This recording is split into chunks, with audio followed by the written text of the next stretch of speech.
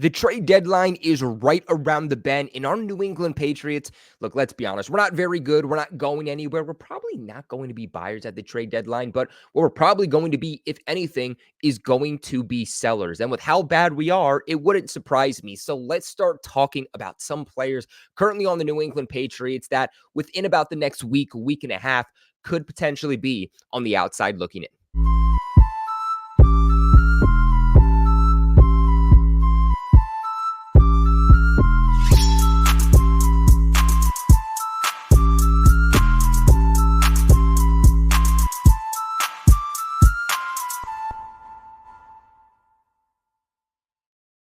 What is going on, you guys? It's your boy Colby, also known as Patriots Global, back here with another video. I appreciate you guys for clicking on today's video to hear me talk about some Patriots news. And like I alluded to already, the trade deadline is right around the bend. It's about a little over a week, and we are already seeing teams being a little bit desperate to make some last-minute trades because this is the last opportunity for teams who are real contenders or teams who feel like they are one piece away from winning a Super Bowl or one piece away from going to the playoffs. This is their last chance for this 2024 season to make a push. And they get a little bit extra desperate, like I alluded to. So they might be willing to give up a little bit of extra cheddar cheese to get a couple of players for their teams. So if I'm the Patriots, I'm Elliott Wolf, why not ship off a couple of these veteran players that aren't going to be a part of this team next year or aren't going to be a part of this team when we start contending anyway? So let's just hop straight into this. And my first one is going to be KJ Osborne. And really my big kind of thought process here with KJ Osborne is I like this guy. I mean, this was an off-season addition for the Patriots. They really didn't make a lot of external free agency additions, and wide receiver is one of those areas where the Patriots could use a lot of help. They could especially use some help from these veteran wide receivers because it feels like these younger guys are the ones that are acting up, who are acting a little bit more immature. Your Javon Bakers, your Jalen Polks, your Taquon Thorntons, even your Demario Douglases to an extent. Not quite the same extent as the other guys, but definitely a smaller extent. But last week against the Jags in London, apparently the Patriots were going to look to bench KJ Osborne for Javon Baker. And this is something that Javon Baker essentially tweeted out himself with a picture of his agent after the game sending him a text message. It's also been speculated that KJ Osborne not happy with his role, not happy with the lack of playing time, and he apparently wants to be traded. Now that's not anything official. He hasn't come out and said officially that he's requested trade, but it sounds like he's not happy and that ideally, if he could go to another team before the trade deadline, he wouldn't deny it. He would allow it to happen.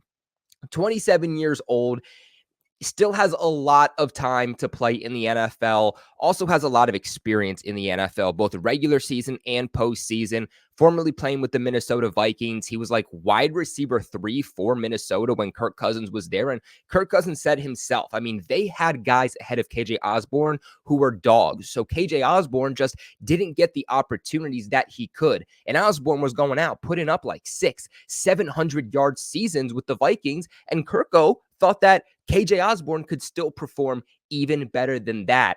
And that's why there were a lot of expectation when Osborne came in here, especially early on in the season when somebody like Kendrick Bourne was still coming back from injury. So this is his current contract with the Patriots. It's only a one-year deal. It's not a multi-year deal, but base salary of about $1.1 million.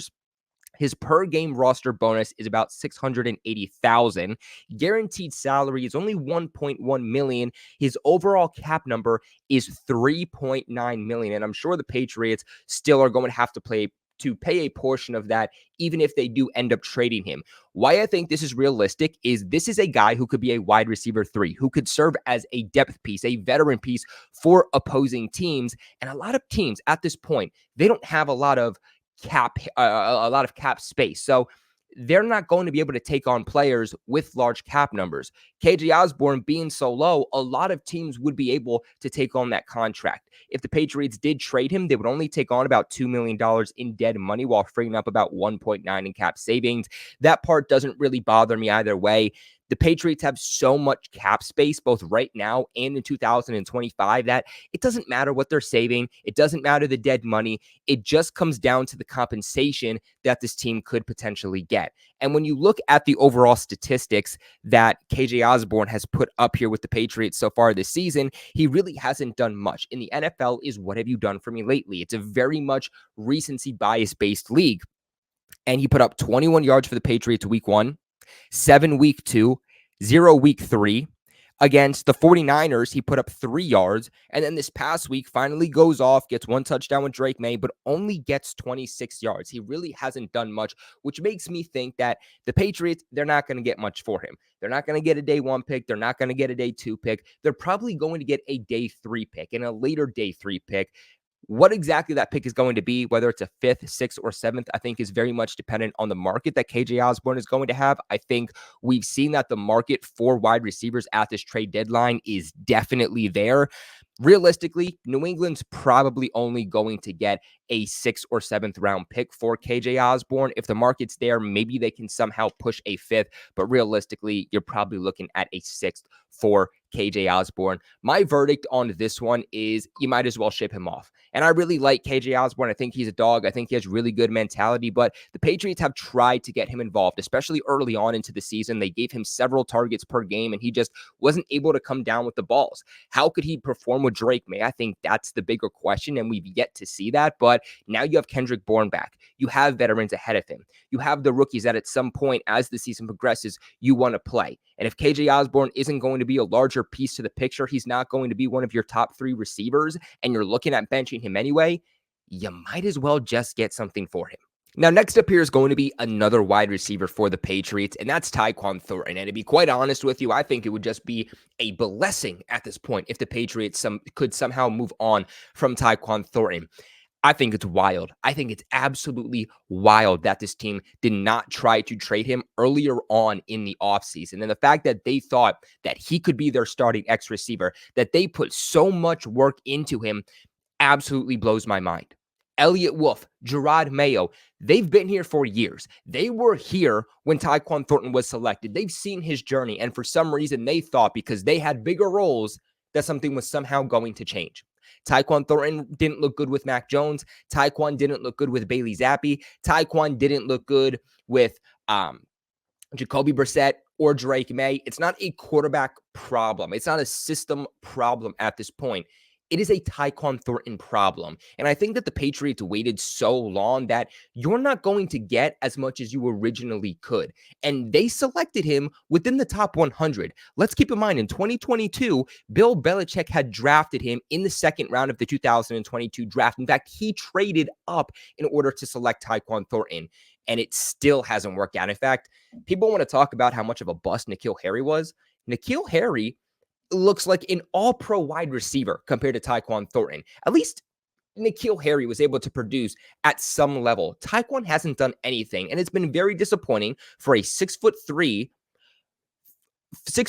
wide receiver who is able to run a 4.28 40-yard dash. He has this extremely rare combination of size and speed, and I think that that is something that some teams will look at and say, maybe it was just a Patriots problem. This team has had so many issues throughout the years. They've had so much turnover between coaches and personnel. Maybe he just needs a change of scenery, and maybe that is what he needs. And so I do think that there is definitely going to be a market for Taquon Thornton. And if we go ahead and we look at his contract, first off, he's only 24 years old. So he still has a lot of time to develop. He is still very much in his prime. And you look at the contract too, and it's very team friendly. The other thing that I think he has going for him is the fact that he's still on this rookie contract and he's still signed for multiple seasons. He's going to be a free agent in the 2026 season. If you look at 2024, he only has a base salary of $1.3 million with an overall cap number of $1.9 million. In 2025, he has a base salary of $1.6 million and only a cap number of $2.4 million. If the Patriots do trade him, they're only taking on about $500,000 in dead cap while taking on about $1.3 million in cap savings.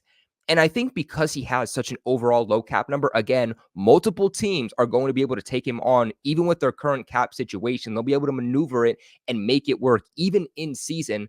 But I think teams will say, a 1.9, $2.4 million cap hit for a guy that's as fast as he is. Even if we don't get him the ball, he will at least be a coverage dictating wide receiver that can get down the field. And if at one point or another he can get open down the field, we have a quarterback that will be able to get him the ball. He can kind of be this coverage a scapegoat that takes coverage with them deep to open up other wide receivers for that team's offense. Essentially, what he was supposed to be for New England's team.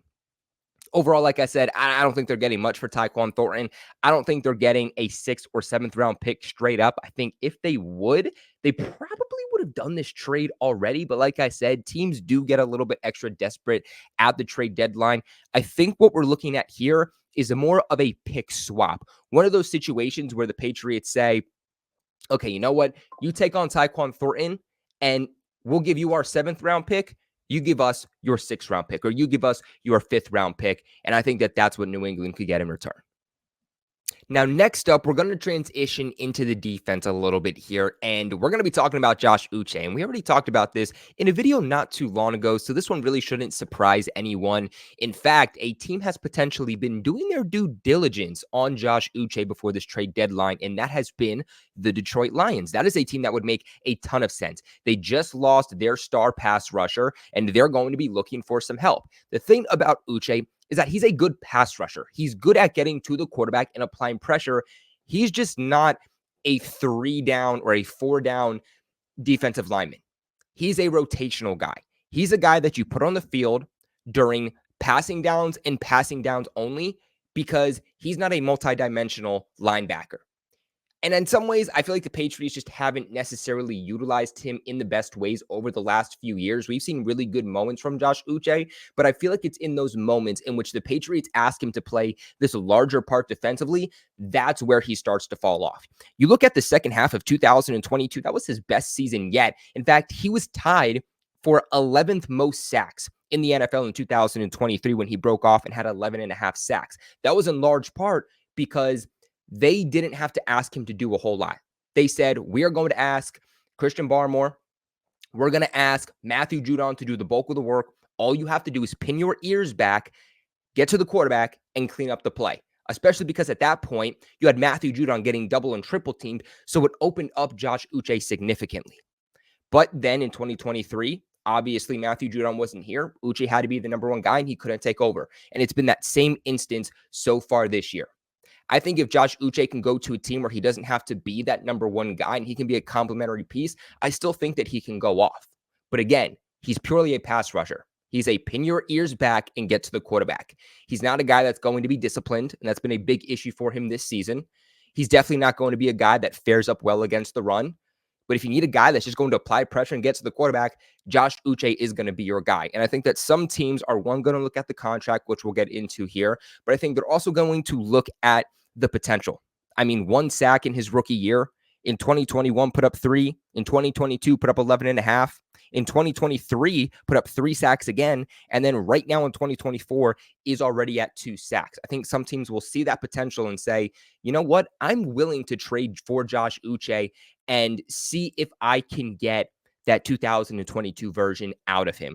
In terms of what I think the Patriots are going to get in return for him, I don't expect it to be a whole lot at all. I think they're going to get, yet again, another day 3 pick. I think confidently the Patriots get a 5th round pick out of Josh Uchi. If there is enough momentum, there is enough interest for Uchi, then maybe they're able to squeeze out a 4th. But I think realistically, a 5th wouldn't surprise me. A lot of teams need pass rush help right now because defensively, and you're heading into the playoffs, you're talking about a Super Bowl. What is a team's best friend on the defensive side of the football, at least? It's pass rush. You don't necessarily need sacks, but as long as you can get to the quarterback, you can speed up that quarterback's internal clock and force them to make mistakes. That is going to significantly help your chances at winning games. And teams, as we get closer and closer to the playoffs, are going to be willing to pay a little bit of extra money for those guys. So I think it bodes well for the Patriots that Uchi is a guy that is better at getting to the quarterback and not stopping the run. Because let's say this was Anthony Jennings, I still think that Uchi could go more right now, I should say, than a guy like Anthony Jennings. Now, in terms of this contract, is only on a 1-year contract, signed that 1-year deal with the team this offseason, only a base salary of $1.3 million. Guaranteed money is $1.3 million. Overall cap number is 2.9. So another very, very friendly deal that a lot of teams are going to be able to take on at this point in the season. If the Patriots do trade him, they'll only take on about $1 million in dead money and take on about $1.9 million in cap savings. So again, I think they could get a 5th-round pick realistically out of Josh Uche, but you guys let me know. I mean, we don't have a lot of defensive line help right now. That's a place that the Patriots are struggling a lot. Would you prefer to keep him and let him walk in free agency or trade him despite the hit that it's going to take to our defensive line? And then let's stay with the defense here because the last guy that I want to talk about might be a little bit controversial. And I don't love this one, but if I'm realistically looking at this from a business perspective and what the team could do, it wouldn't necessarily surprise me, especially because what they did earlier this offseason with Matthew Judon, and that is trading cornerback Jonathan Jones. And the reason that I think this could be a little bit controversial, and I don't necessarily love it, is because this team wants the message on we want to take care of our players. We want to take care of our own and take care of the guys that have proven to be a staple to our team and have given back to this team year after year after year. And Jonathan Jones has been that guy. He's been a big reason on why the Patriots have gone to Super Bowls and won Super Bowls. And even since Tom Brady left and Stephon Gilmore, that whole age came to crap. And, the Patriots haven't really had a number 1 corner since Christian Gonzalez kind of stepped into the picture here in 2023. John Jones was that guy to step up. He always was a slot cornerback. And when he was playing slot, he was one of the best slot cornerbacks in the National Football League. When Stephon Gilmore left, he actually had to switch to outside perimeter corner, and he's done that even at a very, very high level. He's a captain of this team. He's a leader of this team, and the Patriots selected him as a UDFA, and they developed him over time. He started on special teams, but then became a staple to this defense, and I wonder if they look at it and they say, you've had such a long journey here in New England and have been really a true player that embodies this idea of being a true Patriot. We don't want to move on from you, but I definitely think that there is going to be a market for him. In fact, if we go ahead and we look at his current contract, this is something else that makes me a little bit weary how many teams are going to be interested in him. Why? First off, that age. He's 31 years old. He's in contract year. How much longer is he going to play football? Because he's also dealt with a lot of injury problems, especially for the Patriots over the last couple of years. That's limited the amount of games and actually limited his play to an extent too. I would say over the last 2-3 years now. And then you look at that cap number 2. Now, teams won't have to pay the entire $12.5 million, but they're still going to have to pay a large sum of it. And how many teams are going to be able to take on that contract right now? Now, if they do get rid of him, it does actually bode well for the Patriots in terms of cap savings. I mean, $3.7 million in dead money, but they'll free up about $8.8 million. I think a team like the Chiefs, who have been linked to him for a while now, could be a team that is interested in him. But again, it wouldn't surprise me if there are teams that could take on the contract that would be interested in adding Jonathan Jones before the trade deadline. This is a veteran, and sometimes veteran players are just as important when it comes to the postseason and the playoffs and the Super Bowl than it is having young, youthful, physical players. Having somebody like John Jones, who has seen Patrick Mahomes and all of these other quarterbacks and has played against them and knows how to play against them is such a valuable thing to have for teams. And I think teams will look at that and they'll give up a little bit of extra draft capital for him. In terms of what I think they could get, realistically, you're probably looking at a 5th-round pick, but I still think that there is a world in which New England could actually get a 4th-round pick out of him. And there is something else here too that I do want to quickly share with you guys, and that's his current outlook on how he's playing both against the run and in terms of coverage. Now, surprisingly, his run defense hasn't been good, and that's been kind of one of the staples for Jonathan Jones in his career, is being a very, very good run defender, a guy with that speed, that inside-outside versatility. But Still not having a terrible season. And let's keep in mind that is despite being an outside perimeter cornerback right now at 5'10", going up against some really good offenses and some really good receivers. Still putting up an overall grade of 66.5. Again, that run defense grade of 42.6. That's where it's a little bit weary, but still playing very, very well in coverage with an overall grade of 71.3, which is well above average. I think teams are going to look at this and say, a fast cornerback that can either play in the slot or can play on the outside and can open up our defense and has that veteran presence. I'm willing to trade for that. So I think it all comes down to what the package ultimately would be for New England, because I don't think that ideally this is a guy they want to move on from. But in contract year, 31 years old, probably not going to be a guy they re-sign in the offseason, as this team has vocally said they want to get younger. If they can get the right package for him, it wouldn't surprise me if they decide to move on from him. But guys, that is going to be the end of today's video. A few players that I could realistically see the Patriots moving on before the trade deadline ends. If there's anybody I missed, make sure you guys let me know in the comment section below. Which of these players do you think realistically could go, and which of these players do you want to see go, and which players do you still want to say? Do you want to see stay? Let me know in the comment section below. Make sure you guys subscribe to the channel for all of your New England Patriots news, thoughts, reactions, and breakdowns. I would greatly, greatly appreciate it. And of course, leave a big like on this video, because guys, liking the video helps support me out so much, more than you guys could possibly imagine. And it's completely free. It takes you less than a second. So without further ado though, guys, I appreciate you so much for watching and clicking on today's video to hear me talk about some Patriots news. But until next time, go Pats.